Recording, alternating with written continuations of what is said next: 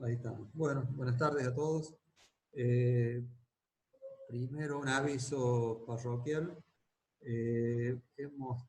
Por una cuestión de superposición con otra materia, hemos tenido que cambiar la fecha del parcial, el cual no va a ser el día miércoles a las 21 horas como estaba previsto, sino va a ser el viernes a las 17 horas.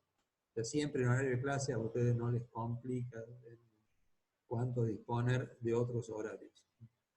Y la modalidad va a ser la que estamos pensando, o sea que ahí no hay modificaciones, simplemente se corren unas horas.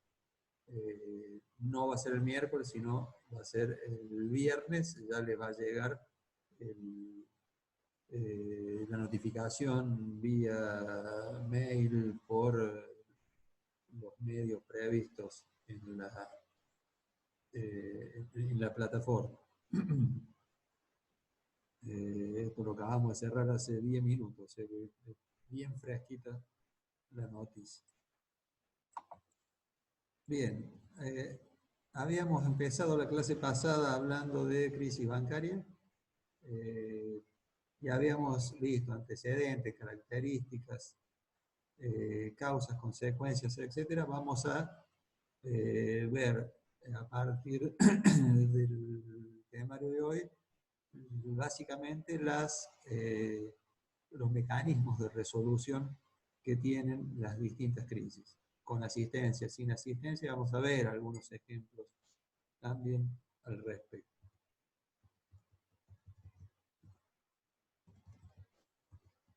Habíamos llegado hasta este punto. ¿Sí?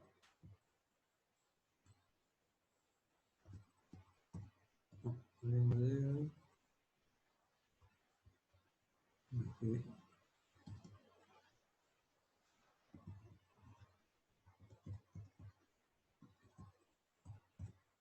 Hasta acá.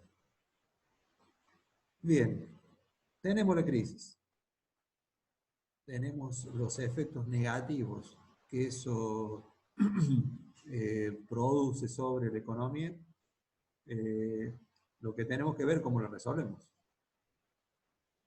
Lo primero que hay que mirar en cuanto a la resolución tiene que ver con los costos. Es tratar de resolver la crisis de una manera de poder minimizar el costo fiscal que esto tiene. Lo que es una realidad es que es muy difícil poder resolver una crisis sin poner plata. Es Alicia en el País de las Maravillas. No hay forma en general, no se conoce al menos forma de poder resolver esto sin que haya un costo y generalmente en última instancia el único que puede poner plata en ese caso es el gobierno, por eso hablamos del costo fiscal de la reestructuración. Eso tiene que ver también con las rigideces que tienen los distintos gobiernos en cuanto a poder poner a disposición de los depositantes de las entidades financieras o distintos acreedores o accionistas o gerentes o lo que fuera, fondos que en realidad están destinados a otros fines, que son los fines básicos del Estado: educación, seguridad, salud, etcétera, justicia, etcétera, etcétera.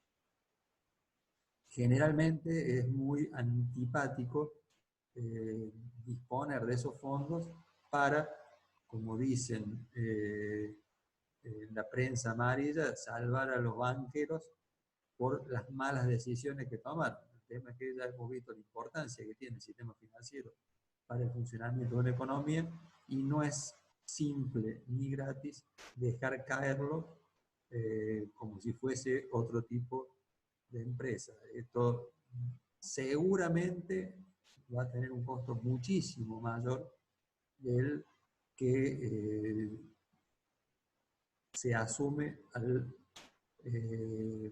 reestructurar o al resolver estos esquemas de crisis. Pero bueno, una cosa es el debate académico y otra cosa es la decisión que tiene que tomar el gobernante. En este caso no hay buenas decisiones, seguramente se toman las menos peores del abanico de posibilidades que hay para tomar ese tipo de decisiones. Entonces dijimos el costo fiscal, dijimos cuál es el impacto que tiene sobre los préstamos y depósitos del sistema. Lo que hay que tratar de preservar es el buen funcionamiento del sistema. Recuerden que la destrucción de créditos, producto de una corrida de depósitos, lo que hace es generar un nivel de crisis muy superior, es decir, se espiraliza la crisis cuando los agentes económicos tienen que desapalancar sus posiciones, es decir, tienen que cancelar anticipadamente o se le imposibilita el poder renovar la deuda que tienen tomado en el sistema. Y eso obviamente tiene un impacto muy negativo sobre el crecimiento de la economía. Podemos ver algunos números acá. Acá tenemos el número de crisis que ha habido desde el año 1970 al año 2006. ¿Cuál fue la duración promedio en años? ¿Cuál fue el porcentaje de NPLs, Non-Performing Loans? Es el porcentaje de préstamos incobrables sobre el total de préstamos.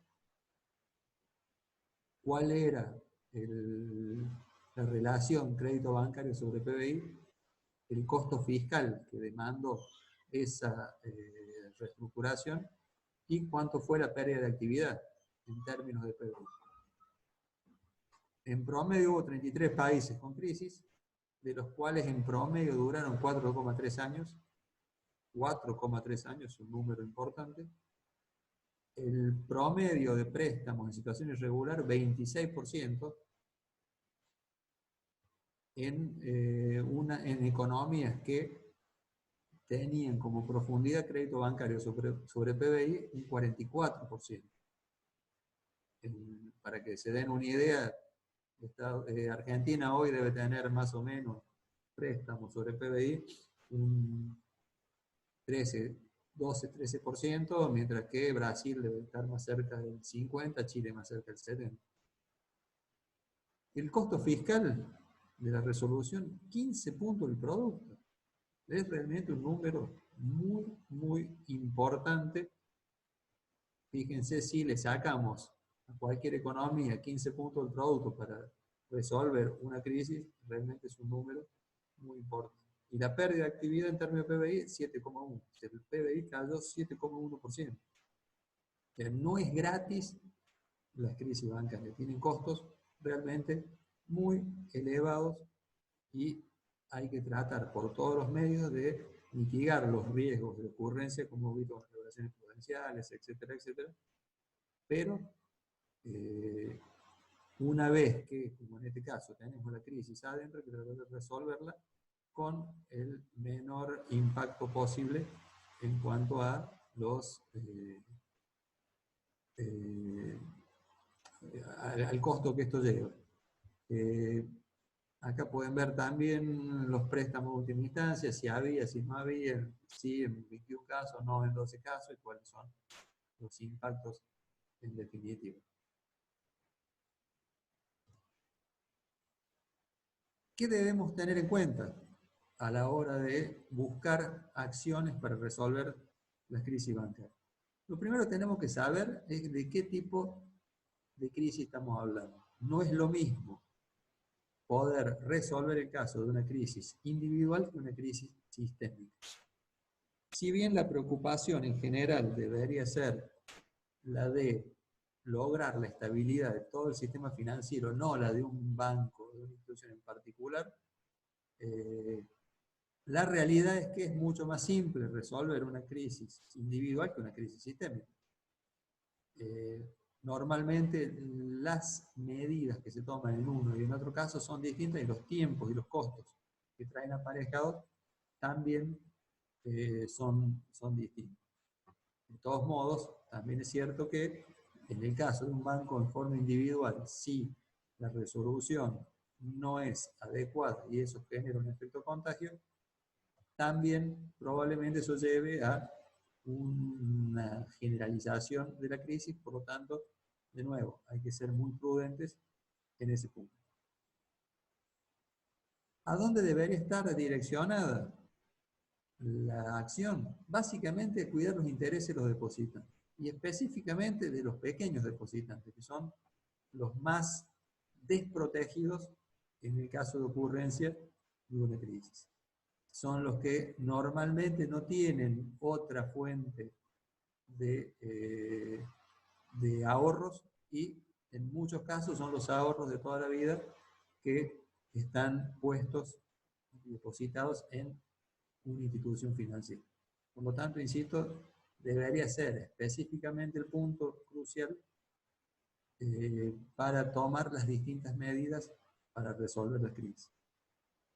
Otra cuestión que hay que ver también es si estamos hablando de una crisis de iliquidez en un sistema solvente o estamos hablando de una crisis de insolvencia, que son cosas totalmente distintas, si bien muchas veces la iliquidez lleva a un estado de insolvencia. ¿Por qué? Producto de tener que vender, por ejemplo, en forma apresurada activos con una pérdida importante en su valor.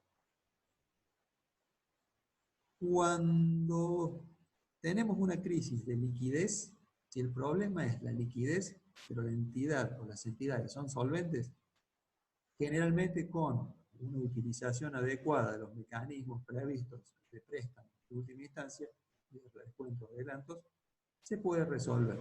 Y no hay mayores problemas en ese caso, porque son préstamos que están debidamente garantizados y son a tasas que penalizan al tomador de ese redescuento o adelanto. Si el banco quiebra, cosa que puede ocurrir en el futuro, el Banco Central puede liquidar esos bienes que ha tomado en garantía y con eso cobrarse la acreencia que tiene. Desde el punto de vista de la prensa, desde el punto de vista de la política, desde el punto de vista de la opinión pública, en realidad se hizo una operación de préstamo, en definitiva. Le presté en redescuento 100 a la entidad y me lo haya devuelto 100 más los intereses, o haya liquidado los bienes, al no producirse una pérdida, de hecho se produce una ganancia, no hay mayor problema, no hay mayor cuestionamiento a las autoridades del Banco Central. El problema es cuando la crisis es de solvencia. Cuando es de solvencia, quiere decir que la entidad no tiene activos suficientes para poner en garantía para este tipo de asistencia. Algo probablemente se le puede dar vía asistencia por iliquidez transitoria. Pero lo que hay que hacer en una entidad insolvente es recapitalizarla, es decir, realizar aportes de capital. ¿Cuál es el problema que tiene esto? De que cuando uno aporta capital, vía, por ejemplo, compra de acciones ordinarias o acciones preferidas, ¿cuánto va a valer eso de acá a un año?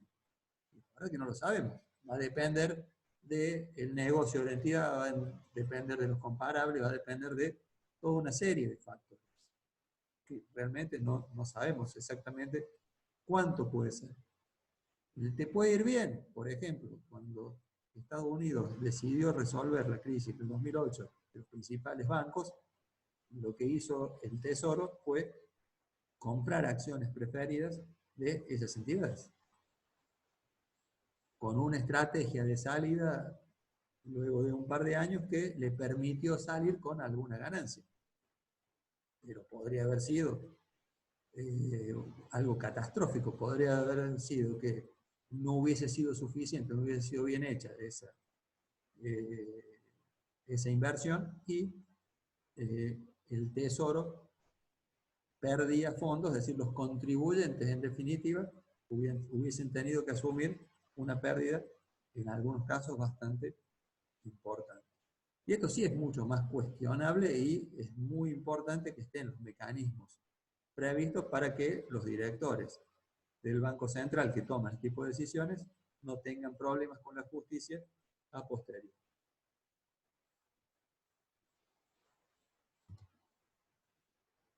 Otra de las cuestiones que hay que tener en cuenta tiene que ver con, como dice ahí, velocidad y autoridad.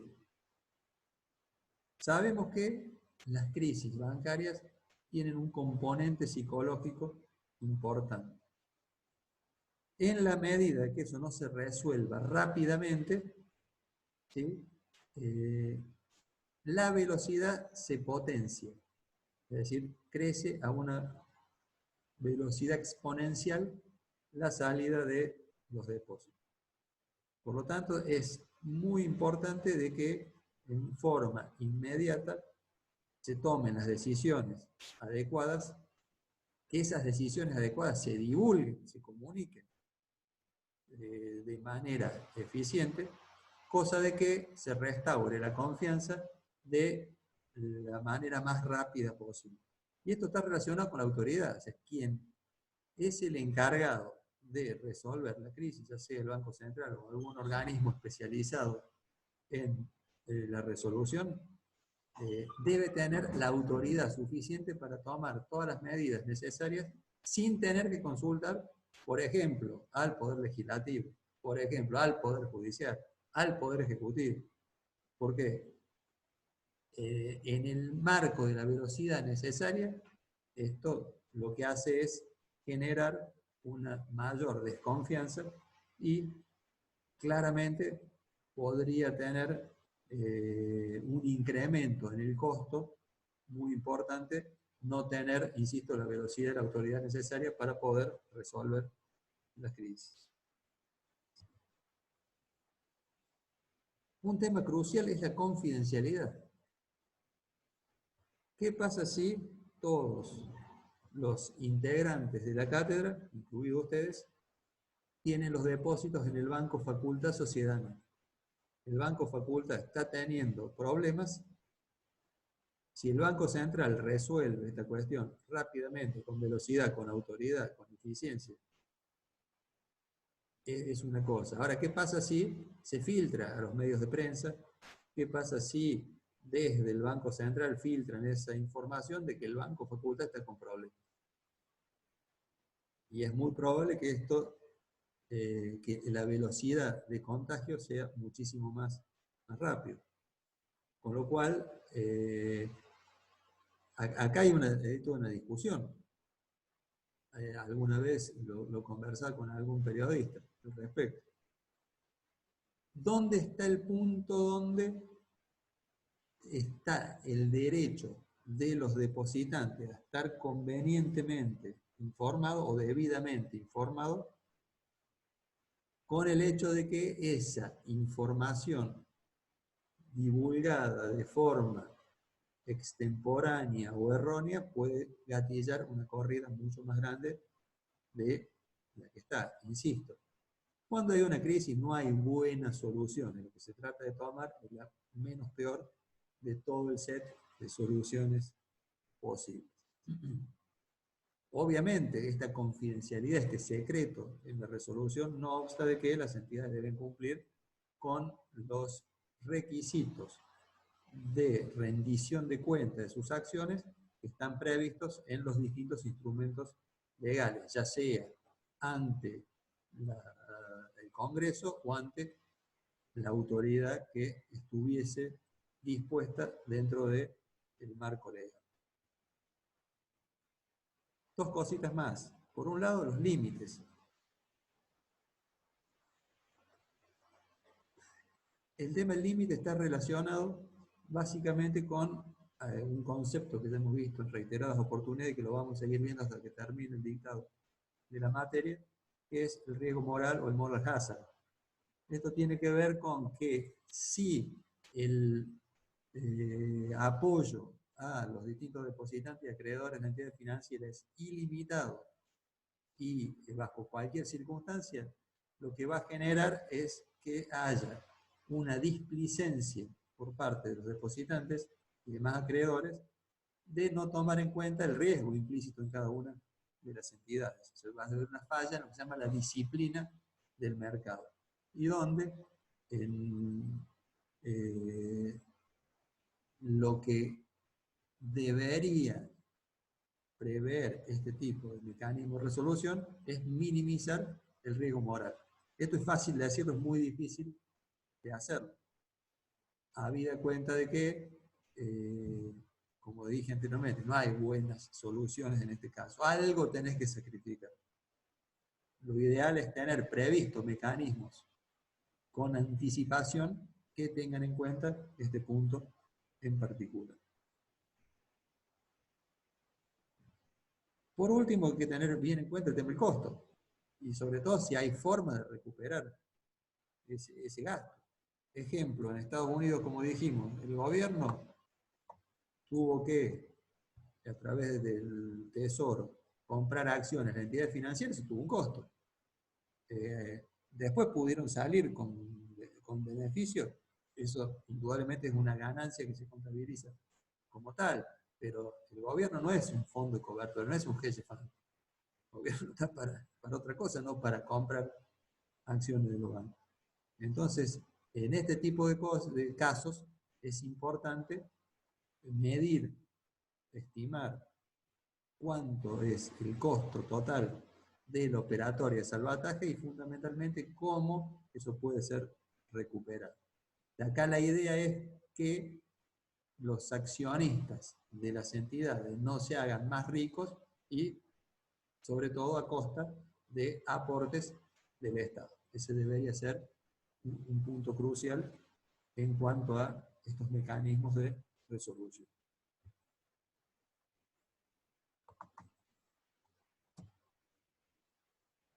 Otras cuestiones que simplemente los nombres no son tan relevantes, que haya mínima interferencia con las fuerzas del mercado, es decir, que esta operatoria se haga dentro de las condiciones y de las operatorias básicas de mercado, es decir, a través de fideicomisos, a partir de buscar instrumentos que sean market friendly, cosa de no intervenir de la menor manera posible. Esto le quita discrecionalidad a los funcionarios del Banco Central para la resolución. Que sea condicional, o sea, no puede ser un mecanismo de resolución de crisis donde sea, como dice ahí, incondicional, es decir, que a los actuales accionistas y gerentes de entidades financieras darle toda la libertad y todos los recursos para que resuelvan el tema por sí solos. Seguramente tiene que haber cambios en el management, cambios en la estrategia, etcétera, etcétera. En la política de riesgo, fundamentalmente. Y por último, uno de los temas más difíciles de evaluar, que es el futuro del banco. ¿Qué sería lo ideal? Que los bancos viables permanezcan solventes y líquidos a lo largo del tiempo, y los bancos inviables cerrarlos. Si quieren los bancos buenos, cerrar los bancos malos. El tema es cómo sabemos, cómo evaluamos, cómo medimos que una entidad pueda ser viable en el tiempo. En el medio de una crisis es muy difícil determinar, es muy difícil intuir, es muy difícil evaluar si el banco va a ser viable en un contexto post-crisis que tampoco sabemos a ciencia cierta cuánto va a resultar. O sea, mientras más profunda sea la crisis, más difícil es saber o determinar ese tipo de comportamiento. Pero, en cierta forma, hay que tener en cuenta ese punto a la hora de implementar las acciones para resolver la crisis. Este es un tema muy discutido que tiene que ver con la imposición de la pérdida. ¿Cuál es la que quieren los banqueros? Que toda la pérdida socialice. Es decir, que el Estado, a través de los fondos de los contribuyentes, porque, seamos serios, la plata del Estado no es la del presidente o la del Congreso, el que ponemos todos con los impuestos y demás. Entonces, la idea es que se minimice la intervención de los fondos públicos y que eso de alguna forma contribuya a minimizar el modo de casa.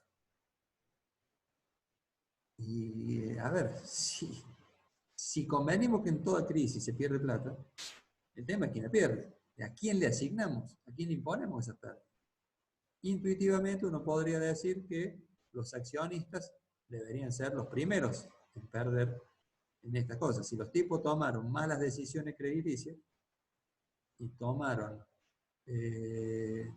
medidas de administración del dinero que no fueron, perdón, las adecuadas, claramente tienen responsabilidad y claramente deberían ser los primeros en sufrir pérdidas en ese sentido. Esto no es tan simple de decirlo como hacerlo. Hay un caso puntual en la historia, en la crisis del 2008, había un banco de inversión que se llama Bear Stearns, que era muy agresivo en la intervención en el mercado de hipotecas de baja calidad y sufrió pérdidas muy importantes. Y se tuvo que armar un esquema de salvataje con fondos públicos, obviamente, y en el cual participó una entidad privada, que es el JP Morgan Chase. La idea original de esto era que los accionistas de Bear Stearns cobrasen $2 por acción. Para que se den una idea, un mes antes la acción valía $99. Con lo cual sufrían pérdidas. Hubo toda una discusión, cómo le van a dar los dólares a estos tipos, etcétera, etcétera, diciendo que los banqueros tenían que perder el 100%. Ahora, ¿qué pasó? Dentro del esquema legal, ¿sí? Como era una fusión, los accionistas de Bear Stearns tenían que aprobar la fusión, que era fusión por absorción en realidad, del otro banco. ¿Y qué dijeron? A $2 no lo hacemos. Que vaya a la quiebra y que sea lo que tenga que pasar.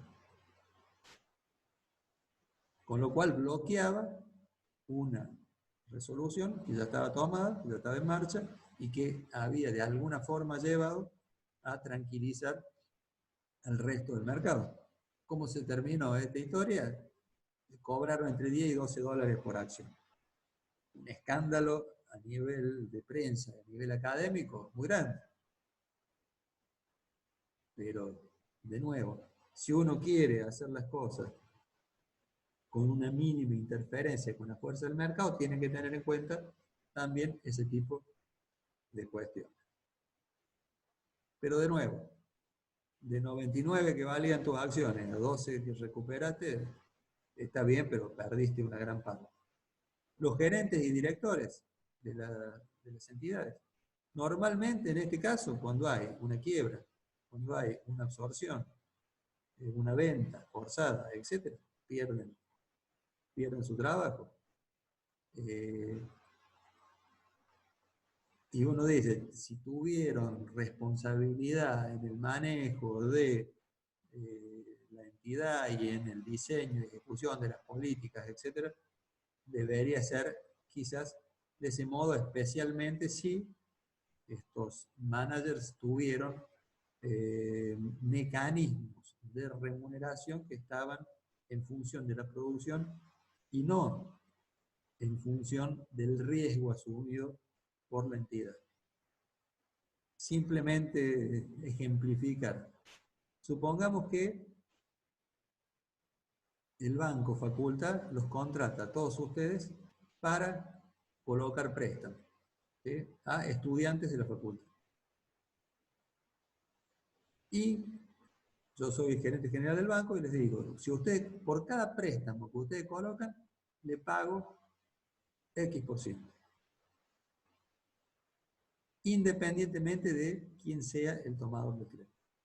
¿Ustedes qué hacen? Salen corriendo por los pasillos de la facultad. Bueno, ahora no van a tener mucha chance por la cuarentena, pero en otro momento hubiesen salido corriendo por los pasillos de la facultad y le colocan préstamo cualquiera.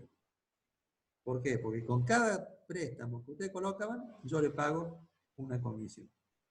Hay un incentivo desalineado entre lo que quieren los accionistas de la entidad, que es que los préstamos estén bien dados y que los puedan recuperar, que del director, del manager o del empleado, en este caso, que lo único que le interesa es vender ese crédito y cobrar una comisión, independientemente de lo que pase a posteriori. Ahora, si yo les digo, les voy a pagar esa misma comisión, pero no se las voy a pagar todas juntas, sino que a medida que el deudor vaya pagando la cuota, yo le descuento una partecita y con eso le pago la comisión. Claramente, en ese punto, es muy distinto ese incentivo a colocar indiscriminadamente los préstamos sin evaluar a quién, se perdería. ¿Por qué? Y porque lo mismo no las van a cobrar. Si el deudor no paga, ustedes no lo cobran. Eso tiene que ver también con los mecanismos de imposición de pérdidas.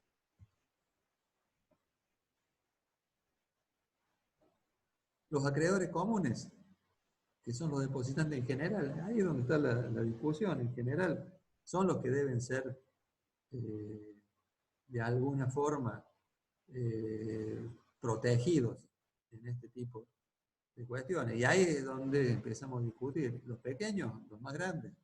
Se supone que los inversores más grandes tienen mayores recursos para analizar desde el punto de vista económico-financiero una entidad bancaria, y que no, el objetivo principal no debería ser proteger a estos depositantes grandes. Y acá hay un punto fundamental que es,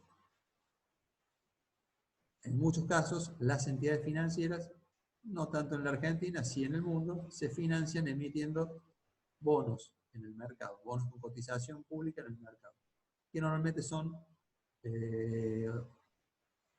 emisiones que tienen plazos un poco más largos, que tienen calificación de riesgo por parte de las calificadoras habituales, Standard Poor's, Fitch, Moody's, y que cotizan habitualmente en los mercados.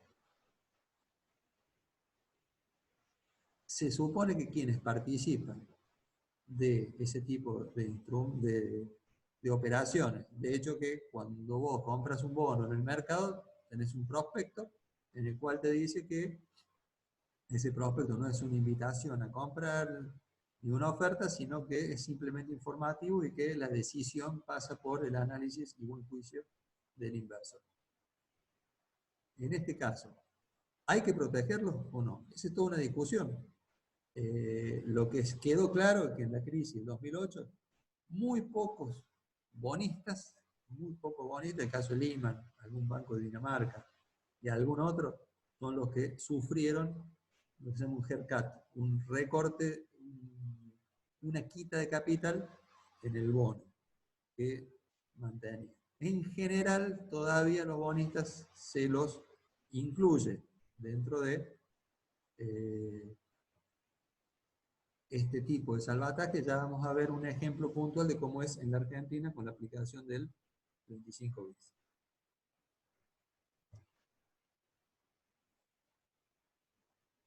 Hay una cuestión particular que tiene que ver con el tratamiento de los activos en situación irregular.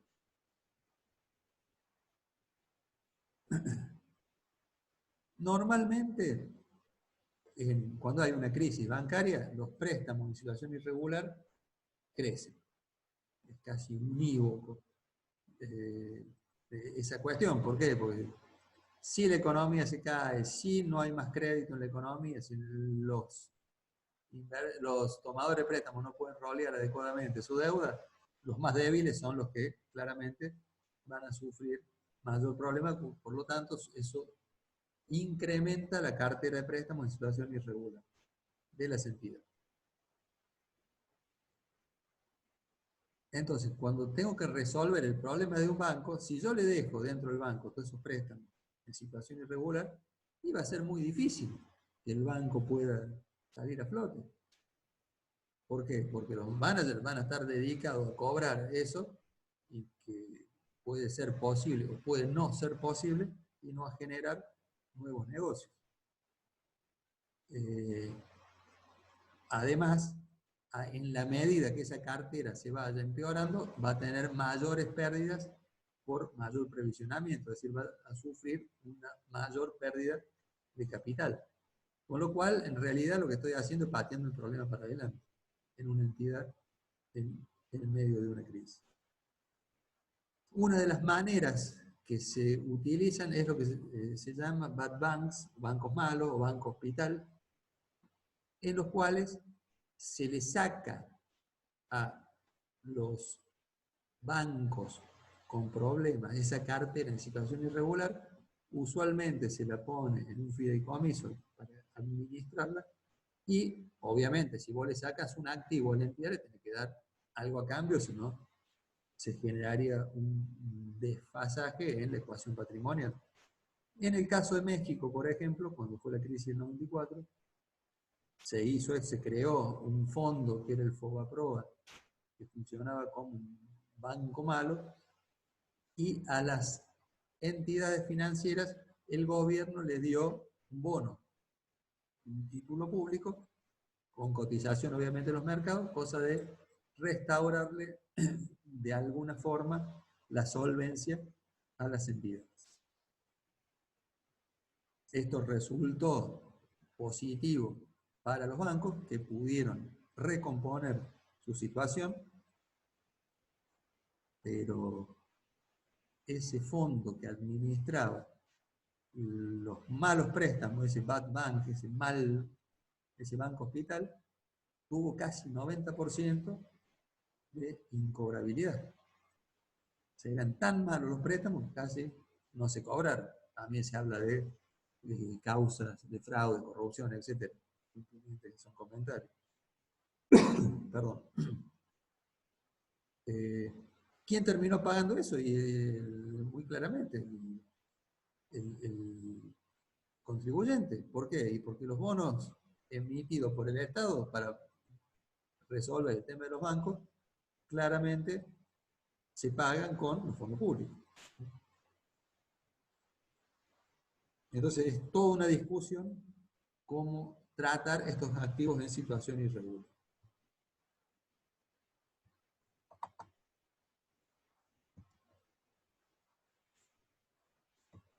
Vamos a resolver crisis bancarias tradicionales. Acá hay básicamente tres modelos, ¿sí?, en el cual el estatus del banco permanece sin cambios. En este caso puede ser con asistencia o sin asistencia del gobierno, pero el estatus permanece sin cambio. Esto es, se le exige aportes de capital a los accionistas actuales, se le puede exigir cambios en el management, se le puede restringir otorgamiento de préstamos, se le puede poner un veedor, cosa que no puedan realizar egresos de fondos más de X. La cuestión es esta, que con asistencia o sin asistencia del Estado, el estatus del banco no cambia. Antes se llamaba Banco XX, se sigue llamando Banco XX, no cambia esa razón social. Por otra parte, tenemos otro modelo que es donde cambia el estatus del banco y donde se producen fusiones o adquisiciones. Es decir, si los accionistas de la entidad no pueden poner plata para recapitalizar el banco, lo que se busca es una institución sana, solvente, sólida, líquida, que pueda hacerse cargo de la entidad con problemas. Acá hay un punto muy discutido desde lo académico. Si juntamos dos entidades malas, ¿sacamos una buena?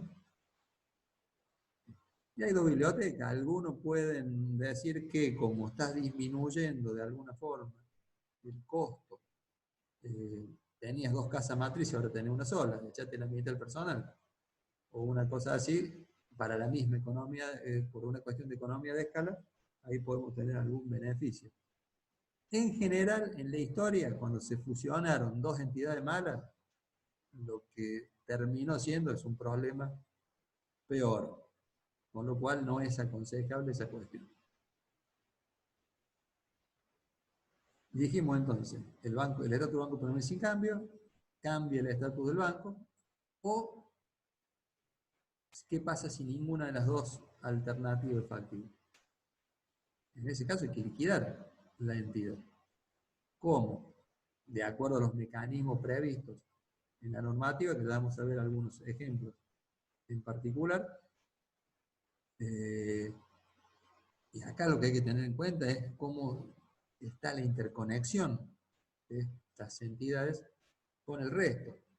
¿Por qué? Porque si cerramos intempestivamente, o si liquidamos intempestivamente una serie de entidades, y esta serie de entidades tenían interconexión importante con el resto del sistema financiero, podemos generar una espiralización de la crisis indeseada, producto de no haber evaluado adecuadamente la situación en forma previa.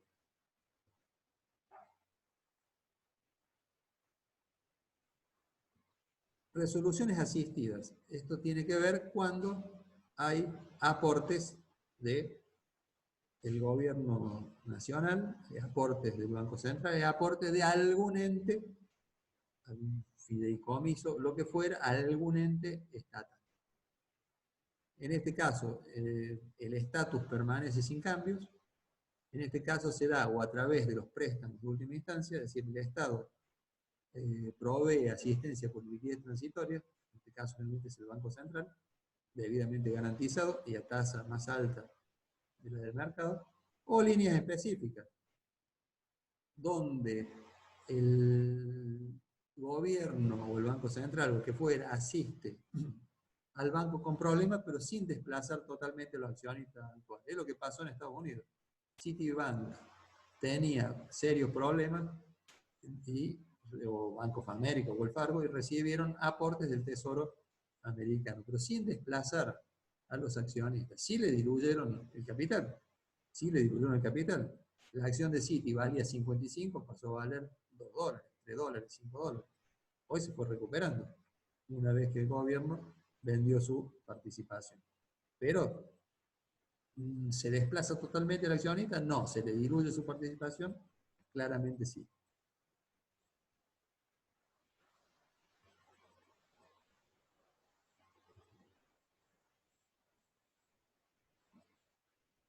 También hay resoluciones asistidas donde el estatus cambia. Estos normalmente se producen cuando hay una fusión, una adquisición asistida por el gobierno. Normalmente, ¿qué es lo que se hace? Es una oferta entre privados donde el gobierno participa, obviamente dependiendo del tamaño de la operación, la complejidad, etcétera, y las restricciones legales y financieras. Muchas veces el Estado participa, por ejemplo, sacándole préstamos en situación irregular, en el caso de creando un banco puente, un banco bueno, banco malo, fideicomiso de administración, o en última instancia también una nacionalización del capital accionario del banco. O sea, directamente el banco nacionaliza, el Estado nacionaliza a la entidad con problemas y desplaza completamente a los accionistas actuales. Entonces, esa gama de resoluciones, dependiendo la capacidad desde el punto de vista legal y financiero que tengan los estados para resolver este tipo de problemas. Allí tienen el detalle, simplemente ver quiénes son en esto de la asignación de las pérdidas que vimos anteriormente, quiénes son los que sufren más o menos. Supongamos que en una situación donde el banco, el estatus del banco no cambia y hay una inyección de capital por los accionistas actuales, fíjense, los accionistas no pierden dinero, los gerentes no pierden dinero, los acreedores tampoco pierden, los empleados no pierden. Esta es la situación más linda y la menos probable también. ¿Por qué? Porque si la entidad llegó a esta altura, de ningún accionista que tenga la capacidad de hacer un aporte a la entidad se va a dejar estar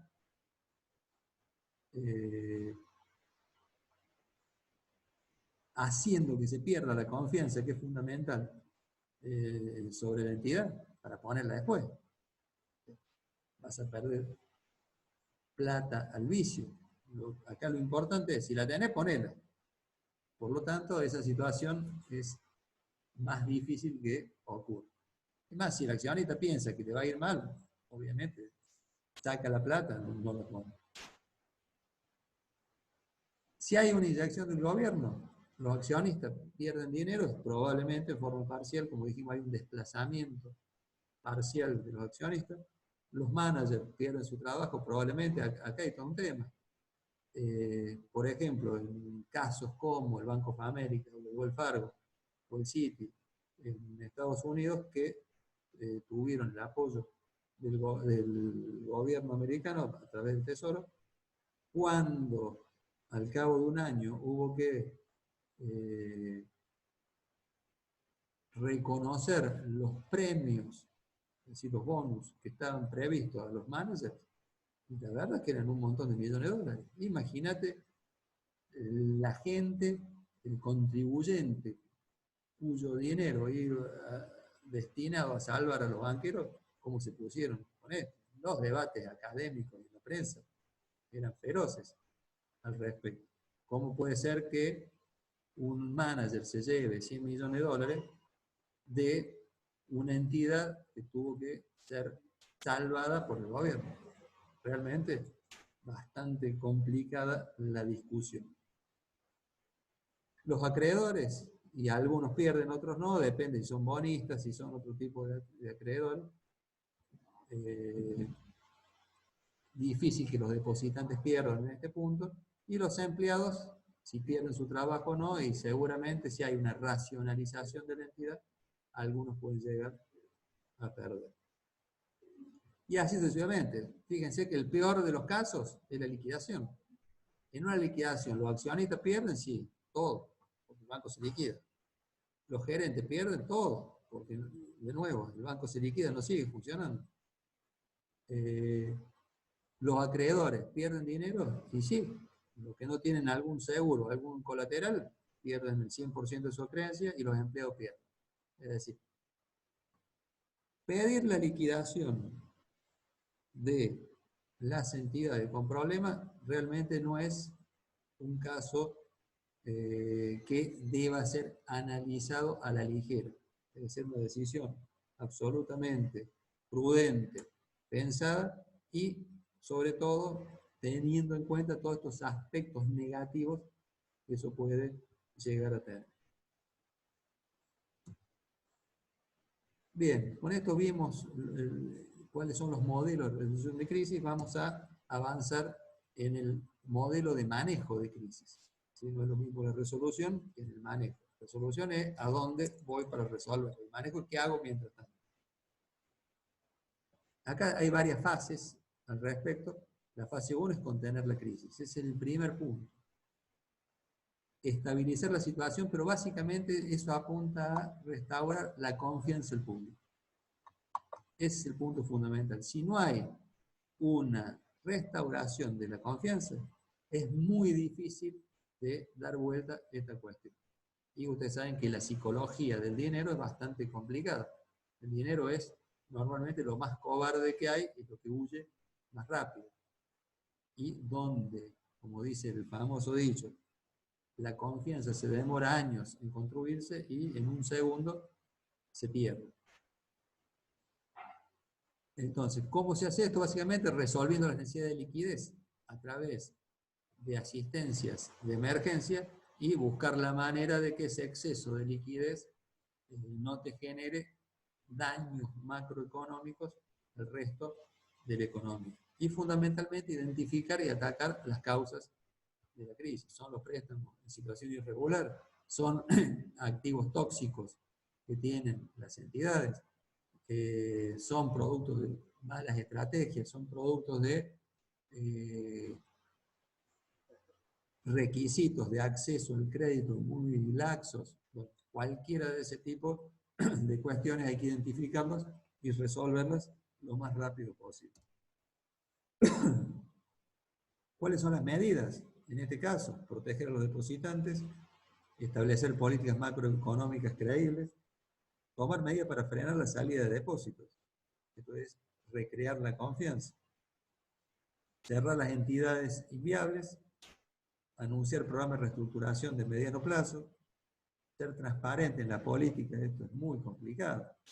en general y sobre todo a quienes vivimos en la Argentina, donde cada vez que hay una desmentida, cada vez que hay una información, en realidad mejor hagamos lo contrario porque eso se produce en lo que se llaman las profecías autocumplidas. Cuando alguien dijo el que apuesta al dólar pierde, claramente fue. O cuando alguien dijo el que depositó dólares recibirá. Es decir, en general en la Argentina ese tipo de cuestiones donde el que aclara ocurre se da y la gente lo toma exactamente a la inversa. Vos querés generar confianza y lo único que hace es generar mayor inestabilidad. Y si todo eso falla, tenés que tener las medidas administrativas de último recurso que hagan falta para suplantar todas las medidas anteriores. Si no lograste estabilizar esa cuestión, vamos a la fase 2, donde tenés que reestructurar las entidades. Acá hay que realizar una política eficiente para restaurar la viabilidad al menor costo posible. Y esto se da en el marco de, generalmente, problemas de agencia, como se llama, es decir, en la búsqueda de acuerdos institucionales y legales se pueden producir problemas de agencia. ¿Qué es esto?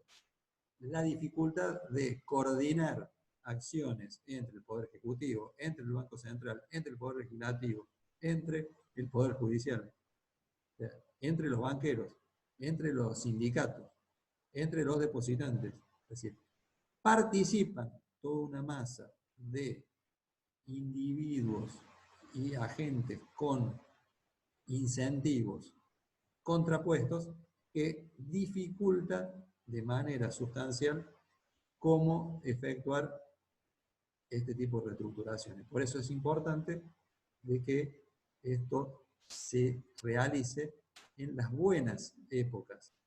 Cuando el sistema está tranquilo, cuando hay que aprovechar y aprobar todos los mecanismos legales, normativos, etcétera, que luego puedan ser utilizados en momentos donde estalle la crisis.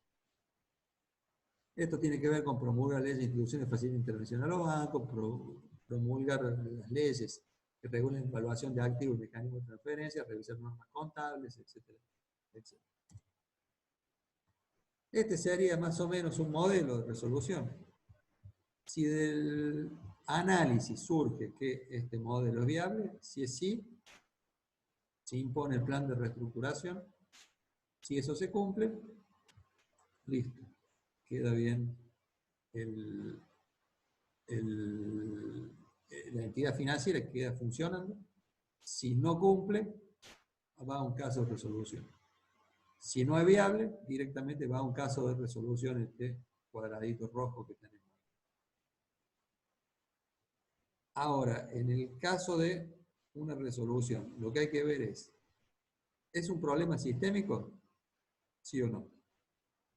Si el problema no es sistémico, alternativa, ¿lo vendemos? ¿Vendemos la entidad? Si la respuesta es sí, hay una propuesta de alguna entidad que se haga cargo. Normalmente tiene que ser una entidad que tenga mejor capital, mejor liquidez, etcétera, etcétera. Si la respuesta es no, se liquida la entidad. Esto en el caso de una institución en forma individual, por eso hablamos si es sistémico. Si no es sistémico, va para este lado. Si es sistémico, ahí tenemos otro problema mucho más serio. Entonces, si es sistémico, buscamos la resolución de menor costo posible. ¿Hay ofertas de privados? Es una alternativa. Asistimos a que se dé esta fusión entre el banco bueno y el banco malo con fondos del público. Salió medio cortado ahí, pero Public Assisted P&A. No se vende, se nacionaliza, se ve cómo se resuelve este problema. Digamos, este es el mapa completo de alternativas que tienen dentro de su tablero las autoridades monetarias cuando hay una crisis y hay que resolver.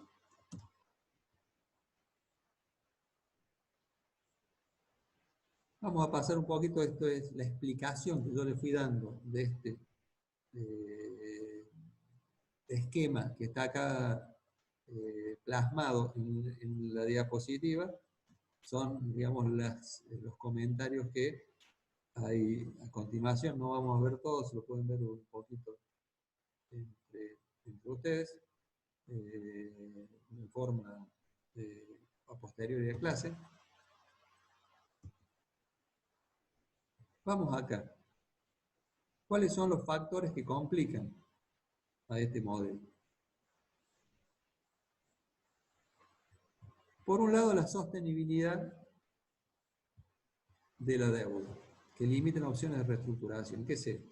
Esto tiene que ver con cuál es la potencia de fuego que tiene el Banco Central o el gobierno de un país para poder resolver las crisis. Creo que hablamos en algunas clases anteriores de la crisis en Finlandia, donde el gobierno quería imponer un seguro de depósito del 100% cuando los depósitos representaban 3 veces el Producto Bruto de ese país.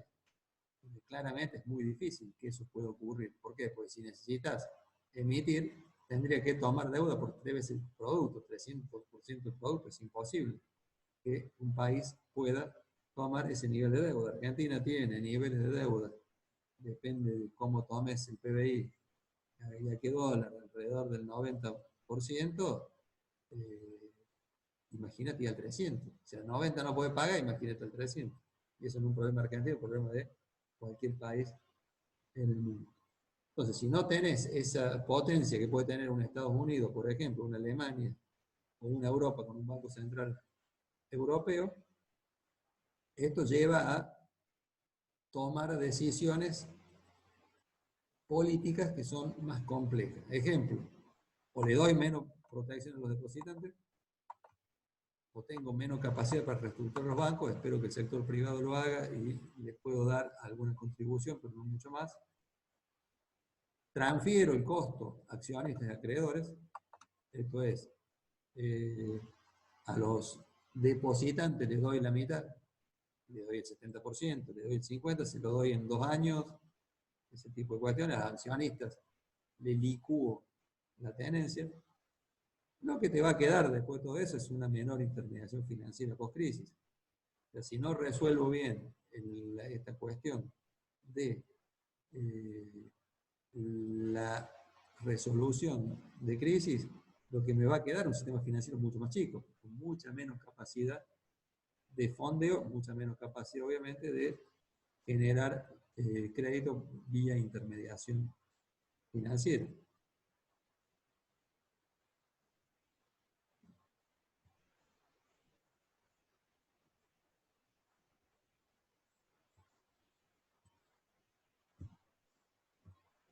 Vamos a la Argentina.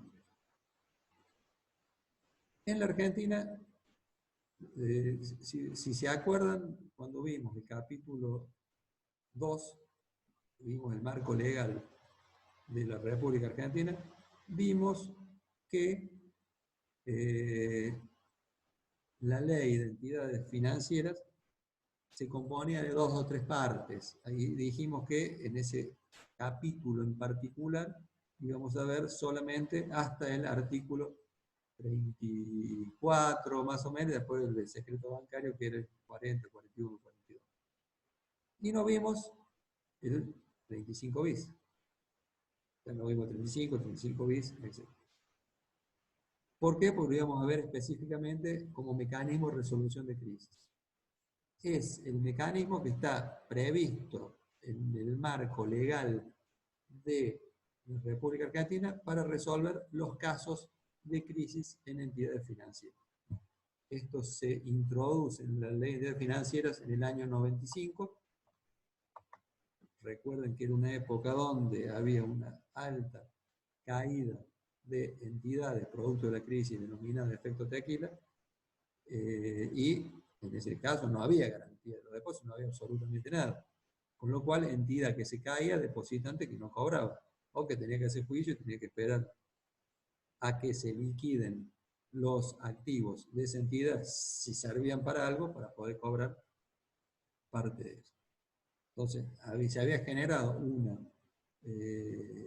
importante desconfianza en el sistema y los legisladores deciden promulgar esta enmienda, esta reforma en la ley de entidades financieras.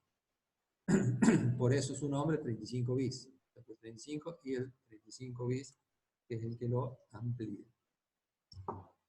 ¿Cuál es el motivo que se adujo en los fundamentos de la ley?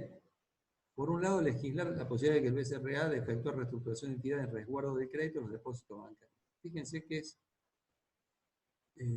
muy taxativo el tema y retengan este punto porque lo vamos a ver plasmado en un ejercicio que vamos a ver a continuación.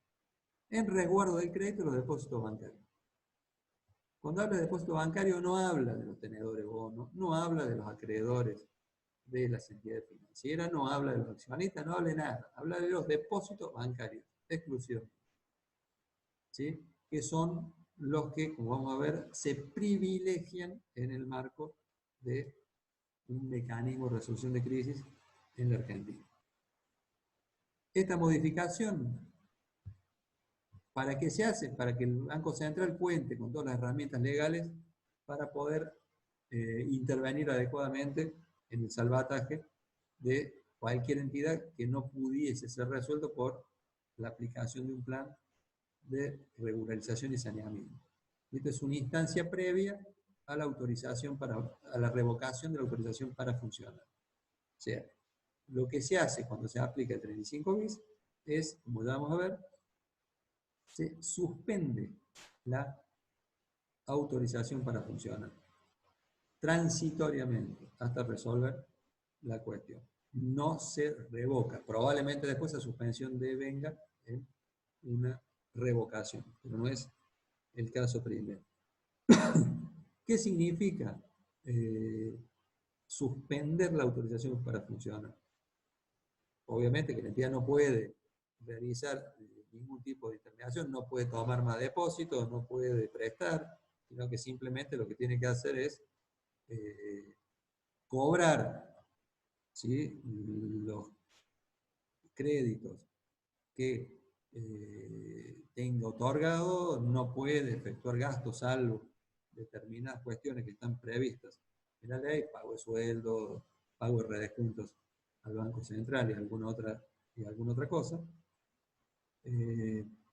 y no mucho más. La ventaja que tiene esta suspensión de la autorización para funcionar es que a partir de ahí no proceden nuevos embargos, nuevas medidas inhibitorias por parte de la justicia.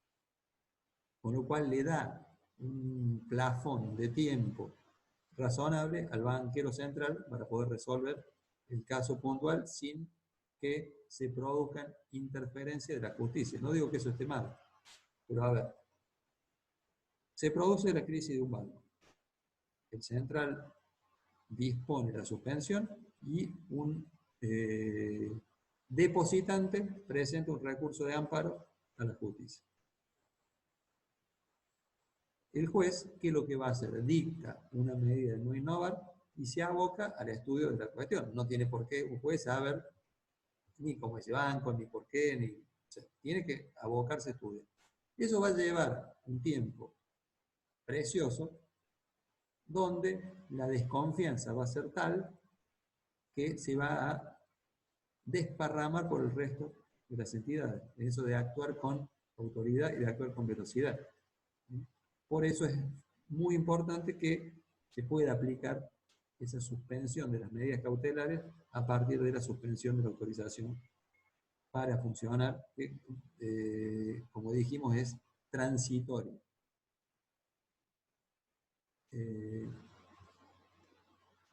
¿Cuáles son los requisitos de esto? La tipificación se hace juicio exclusivo del Banco Central y la resolución la adopta el directorio por mayoría absoluta. No es un miembro del directorio, sino el directorio en su conjunto el que indica que la entidad está incurso en lo previsto en el artículo.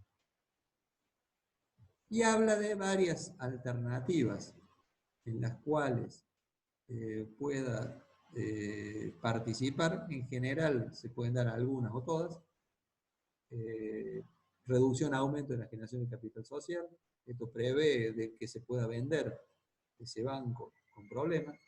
Exclusión de activos y pasivos y transferencia a otras entidades financieras, ahora lo vamos a ver. Generalmente se da intervención a la justicia para que haya un control de este tema. Y después se ve cuáles son las responsabilidades de los distintos intervinientes y cómo hacer para transferir esos activos y pasivos excluidos.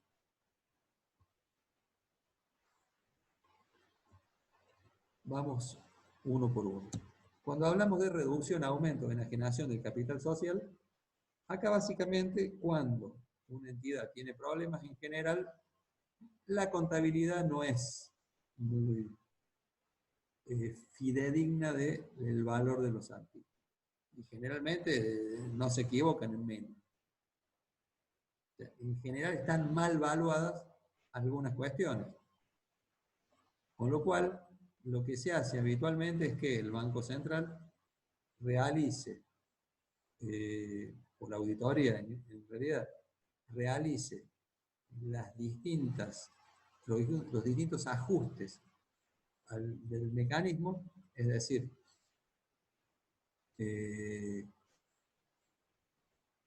evaluar adecuadamente, cuando decimos adecuadamente, evaluar a valor de liquidación, no es lo mismo el valor de mercado que el valor de liquidación de un bien. Es decir, castigar el precio llegando a evaluar a valor de liquidación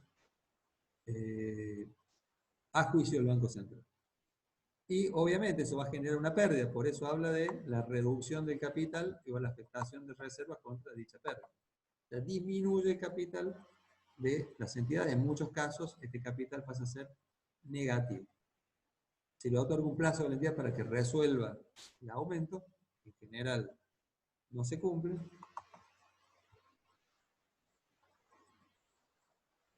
Se revoca la aprobación de que los accionistas actúen como tales, en plazos que son sumamente rápidos, y dentro de lo previsto en la normativa hay una cuestión que en realidad es muy difícil de que ocurra, que es el de realizar o encomendar la venta de capital a una entidad financiera y del derecho de suscripción del aumento de capital, donde los socios deben prestar conformidad. ¿Por qué? Y porque cuando una entidad está con problemas, nadie quiere comprar, salvo que sea una gran oportunidad, ese tipo de entidad. ¿Por qué? Porque uno no sabe qué contiene ese activo de la entidad en cuestión. Lo que sí sabemos es que si una entidad está con un riesgo de insolvencia, claramente algo malo debe tener. A posteriori, lo que se prevé es la exclusión de activos y pasivos. Esto tiene que ver con el orden de prelación de los distintos bienes y demás. Cuando se habla de exclusión de activos, se saca del balance de la entidad los mejores activos que pueden ser liquidados, cosa de generar la masa de fondos suficiente para pagar los pasivos considerados como privilegiados. ¿Cuáles son los activos privilegiados? Acá está el detalle. Los pasivos privilegiados, perdón. Las deudas del Banco Central, los créditos emergentes de relaciones laborales, los créditos de los depositantes de acuerdo a la prelación establecida, excluyendo los depósitos de vinculados. Entonces, claramente, primero cobra el Banco Central, obviamente es el dueño de la pelota, el que maneja el juego. Los créditos emergentes de relaciones laborales, se dice que sin los empleados el sistema no puede funcionar, por lo tanto se le da prioridad, y de hecho es así. Imagínate que cierres la entidad un día y eches a toda la gente. Al día siguiente tenés que abrir tesoro, quién sabe la clave. Tenés que levantar el sistema de administración, o sea, el sistema informático. ¿Quién conoce la password? Claramente necesitas a los empleados para que la cosa siga funcionando en cualquiera de los escenarios. Y por último, los depositantes. Si no hay depositantes, no hay sistema financiero. Por lo tanto, se los protege en ese punto. Esto no incluye depósitos vinculados. Si el hijo del presidente de un banco hizo un depósito a plazo fijo en la entidad, no están incluidos dentro de esos depósitos. Solamente los depósitos de los depositantes, los ahorristas ordinarios. Luego de esto, autorizar y encomendar la transferencia de los activos financieros a un fideicomiso, por ejemplo, a una entidad financiera. Ahora vamos a ver el modelo. Y también otorgar distintas facilidades para que todas estas cuestiones puedan ser llevadas a cabo. Vamos a ver un caso, ¿sí? Con algunos números muy simples, insisto, para probar gestión bancaria no es necesario una calculadora, estos son unos pocos números que van a ver, simplemente para entender cómo funciona en la práctica un mecanismo a partir del 35 bis. Entonces, tenemos una entidad que tiene problemas, que tiene el siguiente balance. Tiene 100 pesos de disponibilidad, 800 pesos de préstamo en situación normal, tiene 150 de préstamo en situación 5. La realidad es que si en realidad tiene un año de atraso, esto no debería valer 150, debería valer 0. Acá está mal aplicado el régimen de provisionamiento. Una participación en otra sociedad sin cotización que vale 100, un inmueble que vale 200, bienes intangibles que valen 5.000. En el pasivo tiene depósitos por 800, recaudaciones, esto es, por ejemplo, cobros de PEC, municipalidad, provincia, etc., donde la entidad hace de agente de recaudación. Obligaciones negociables, esta entidad financiera emitió bonos por 200 pesos y un patrimonio neto de 300. Esta es la situación inicial y esta entidad tiene problemas. Vamos a ver cómo lo resuelve. Lo primero que hacemos es ir al 1. Reducción, aumento y enajenación del capital social. ¿Cómo se? Disponer que la entidad evalúe correctamente sus activos, registrando contablemente las pérdidas que se originen a juicio del Banco Central, reducción de capital, etc. Esto es lo que hacemos. Entonces, los créditos en situación normal, asumamos que, estos son todos supuestos, ¿no? Asumamos que están mal valuados, falta previsionar 350 pesos. Los créditos en situación 5, en realidad están valuados en 150 porque tendrían que estar valuados a 0, con lo cual hacemos un ajuste de 150. Nos damos cuenta que esta participación en otras sociedades, el valor es 0, con lo cual previsionamos al 100%. El valor de los inmuebles, una cosa, como les dije, el valor de mercado de un inmueble, otra cosa es el valor de realización de un inmueble. Cuando tengo que vender un inmueble de magnitud muy rápidamente en el mercado, claramente el valor no es el mismo, y menos cuando está utilizado en una entidad financiera y donde, por ejemplo, hay distintas mejoras como las cajas de seguridad, como los tesoros, etcétera, que son como todo lo que es la seguridad física y electrónica, que son costos que están sumados al valor, pero que si alguien, supongamos que en vez de ser una entidad financiera, quiero que sea un supermercado, porque el salón es grande, porque no me paga, ese tipo de cuestiones. En este caso asumamos que tengo un 50% sobrevaluado, de 200 vamos a 100, y los intangibles, que eran 50, y que ahora valen 0. ¿Cuánto vale un intangible? Una marca de un banco quebrado no vale nada. Entonces, de los 800 bajamos 350, de los 150 va a 0, de los 100 va a 0, inmueble la mitad va a 0, intangible 0.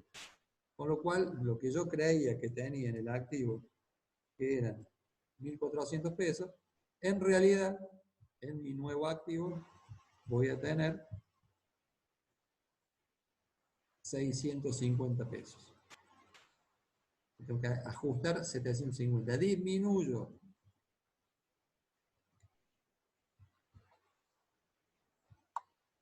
disminuyo el capital por ese monto. ¿Y qué pasó con el pasivo? El pasivo sigue igual. El pasivo no, por ahora no me cambió nada. Por lo tanto, ¿qué me cambió? El patrimonio neto. ¿Tengo 300 pesos de patrimonio neto? No. La realidad es que tengo menos 450. Con lo cual, esta entidad es insolvente, pasa a resolución. Se le dice al accionista, che, va a poner 450 más lo que te sirva para el régimen de capitales mínimos. Si la respuesta es no, aplicamos lo que se llama el balance de exclusión. ¿Se acuerdan que exclusión de activos y pasivos y transferencia a otras entidades? Eso es lo que estamos haciendo justamente acá, balance de exclusión. ¿Qué es esto? Lo que hago es excluir activos, todos estos, que me van a servir, una vez liquidados, para poder pagarle a los depositantes su acreencia. Entonces, hay 100 pesos de disponibilidad, 450 de acreditación normal, 100 pesos de intangible. Y acá fíjense, hay 800 pesos de depósito, las recaudaciones y las obligaciones negociables no se excluyen en este balance. ¿Por qué? Porque no son prioridad. Habíamos dicho que la prioridad eran los depositantes. Si hubiésemos tenido Banco Central, sí, si hubiésemos tenido créditos laborales también, pero solamente depositantes. Con lo cual, debo 800, tengo 650, tengo un patrimonio neto de 150. Ahí estamos complicados. ¿Por qué? Porque los accionistas, los depositantes, perdón, no van a cobrar. No van a cobrar el total. Ahí aparece la figura de CEDESA, que en el próximo capítulo vamos a ver a qué se refiere, que es el administrador del seguro de garantía de los depósitos, que hace un aporte por la diferencia. Que hace un aporte por la diferencia. Está dentro de sus facultades y es una de las modalidades de asistencia del sector público a contribuir a que el sistema financiero se mantenga de alguna manera morigerando la crisis, y como vamos a ver, el fondo que maneja CEDESA surge de las mismas entidades financieras. Pero de nuevo es un tema para el próximo capítulo. ¿Ok? Entonces, repasemos. Teníamos el balance, hicimos el ajuste contable, llegamos al balance ajustado y excluimos activos y pasivos. Este es el balance de exclusión. Ahora vamos a ver dos filminas más donde nos dice cómo hacemos para resolver el problema, porque acá lo que sabemos es que los depositantes tienen 800 pesos a cobrar, no sabemos cómo los van a cobrar. Y acá lo que vemos son tres balances distintos de tres instancias distintas. Por un lado, se crea un fideicomiso ad hoc donde se le transfieren los activos para que procedan a su liquidación. Que eso no es inmediato, los préstamos los tenés que cobrar. O sea, a nadie, salvo que le ofrezcas un gran descuento, va a decir, che, págame el crédito. No, para si vence hace un año, pues te lo voy a pagar. Tenés que esperar un año para que te lo pague. Sí, te lo paga. Entonces ahí le pasamos el aporte de CEDESA, estos 150 que están acá, le pasamos los créditos en situación normal, le pasamos el inmueble a este fideicomiso. ¿Cuál es el objetivo?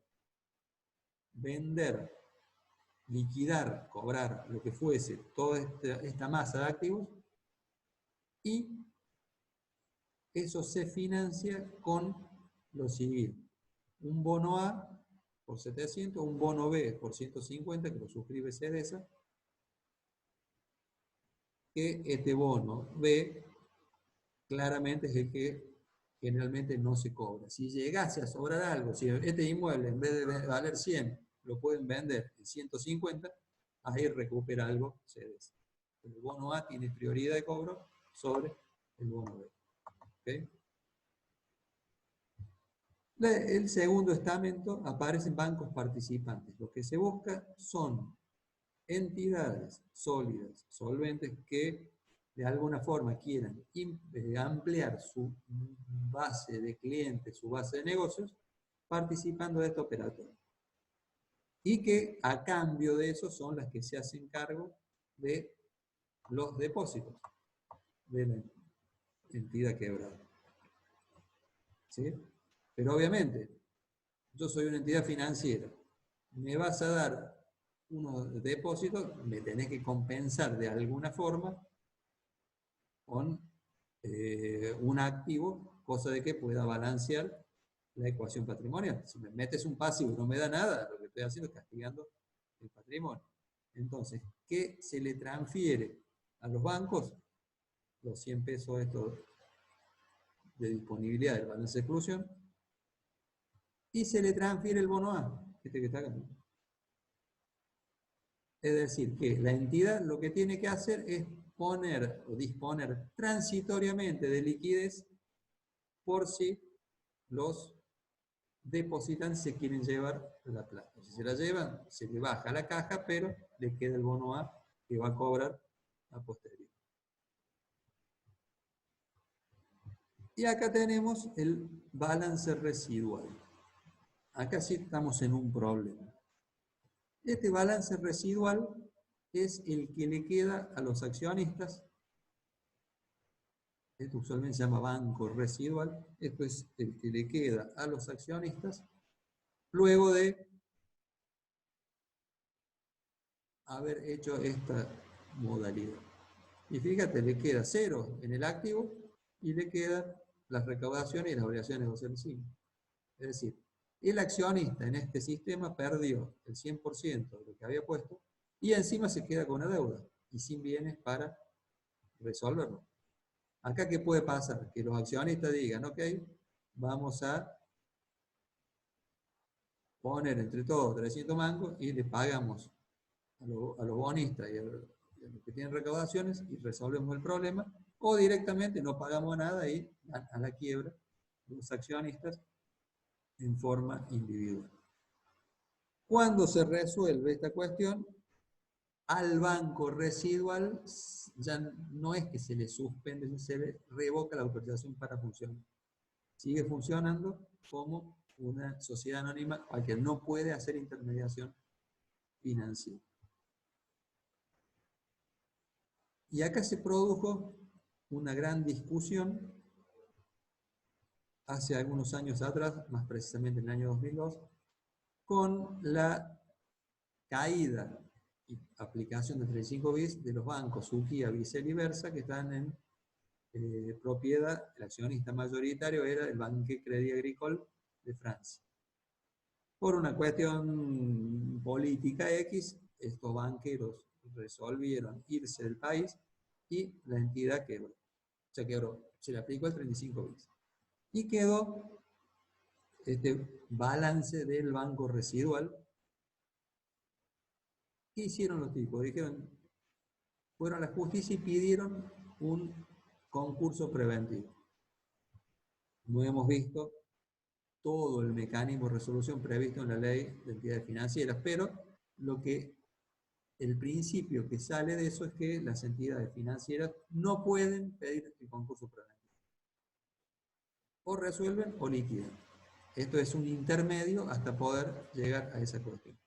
Y en este caso, como ya este banco residual no es un banco, ya no está bajo la ley de entidades financieras, es una entidad, es una empresa que está bajo la ley de sociedades.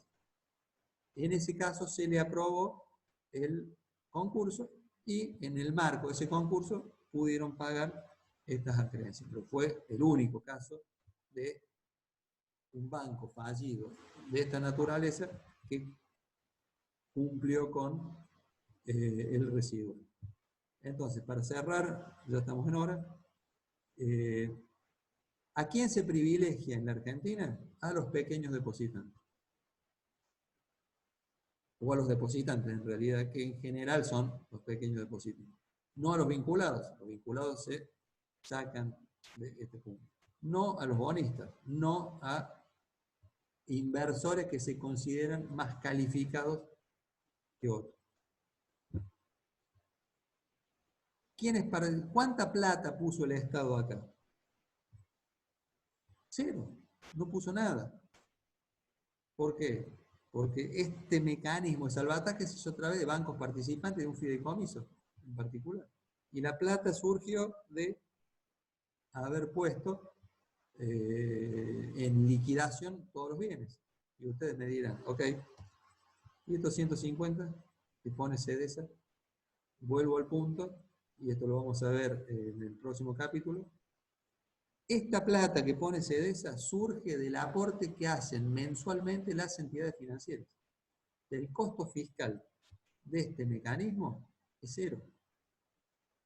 Es cero para Argentina. Es decir, que el mecanismo de resolución de crisis, y con esto termino, es un mecanismo que está muy bien implementado y que cumple básicamente con todos los puntos básicos, valga la redundancia, que debería tener todo mecanismo de esta naturaleza previstas en la legislación.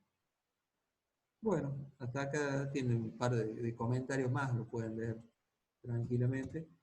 Vamos a dejar la crisis financiera para la próxima clase. Por las dudas, se haya sumado alguno nuevo a la clase. Voy